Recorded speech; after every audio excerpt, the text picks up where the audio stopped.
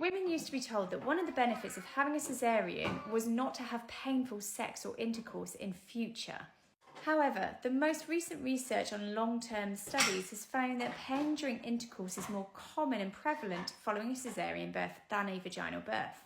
But there are lots of other risk factors and lots of other reasons why that discomfort might be happening.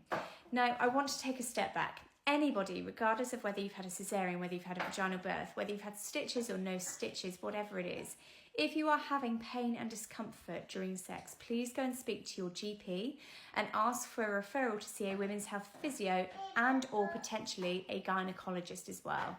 There are things that can be done. Please never suffer in silence. We shouldn't be doing that as women.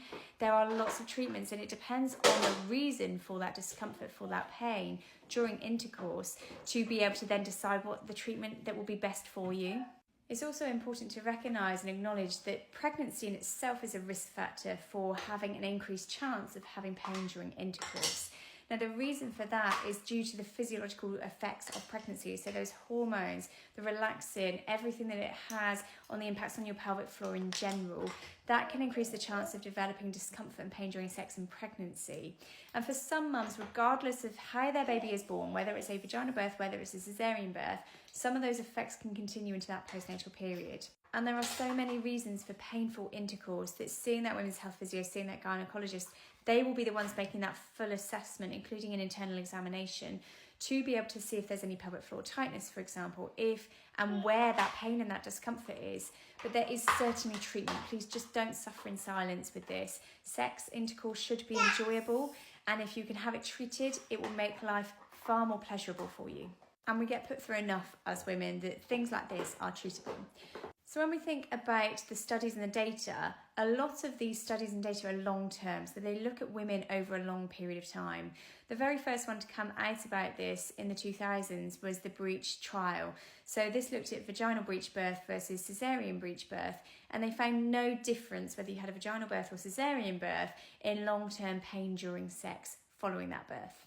And in almost all the studies, whether you're having a vaginal birth or a caesarean birth, the chance of having pain during intercourse at 3 months was about the same for most of the cohorts from all of the different research studies available, highlighting that at 3 months, there's very little to no difference between whether you have a vaginal birth or a caesarean birth and the pain and discomfort felt during sex. But the long-term studies highlight that there is a link between caesarean birth and long-term pain during intercourse. And the reasons for this discomfort aren't massively known about. There is a theory it's to do with the adhesions and it's to do with the scar tissue internally that may, during intercourse, potentially cause an additional strain. However, there's lots of studies that have refuted this and also considered whether or not it's just pelvic floor tightness that's causing that discomfort. And there's something hormonally that afterwards, because there hasn't been that vaginal birth, that it's to do with that pelvic floor tightness. Now, what is positive is the biggest longitudinal study, the babies of the 90s, if you remember those studies that have come out for a very long time now. They highlighted that the enjoyment during sexual intercourse was no different whether women had a vaginal birth or whether they had a caesarean birth. So that's very, very positive. There's also no difference in sexual frequency between whether women had a vaginal birth or a caesarean birth. But they did report that women who had caesarean births reported far more pain in the vagina during sex at 11 years postpartum compared to women who had a vaginal birth. So in this long-term study, whilst sexual frequency and sexual pleasure was absolutely fine and the same between both women who had a vaginal birth and a caesarean birth, they did report that there was more discomfort felt by women who had a caesarean. And it's important to know that mode of birth is just one tiny fraction of the puzzle piece. There is far more to pain during sex than just the mode of birth that women have.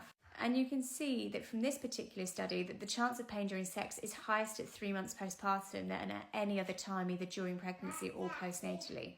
Now, in this particular study, there was no real difference between the mode of birth, but there was huge differences in whether women had epidural, whether they had an induction of labour, and they also found a difference for the women who were the most tired in reporting more pain and discomfort, especially at 3 months. Now, and we've got to think, sex is part physical, but it's also partly psychological as well.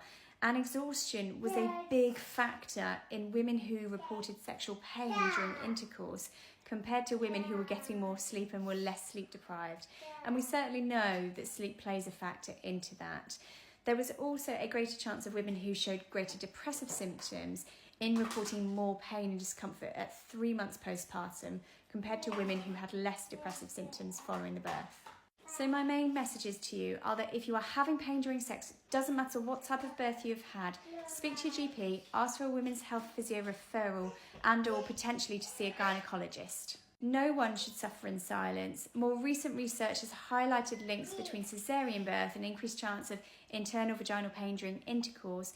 However, there are lots of other factors at play and there are lots of other reasons as to why pain during intercourse may be happening, and that's where professional assessment, professional treatment can make a huge difference. Sex should be pleasurable and enjoyable, and so having that treatment is so important for a good quality of life.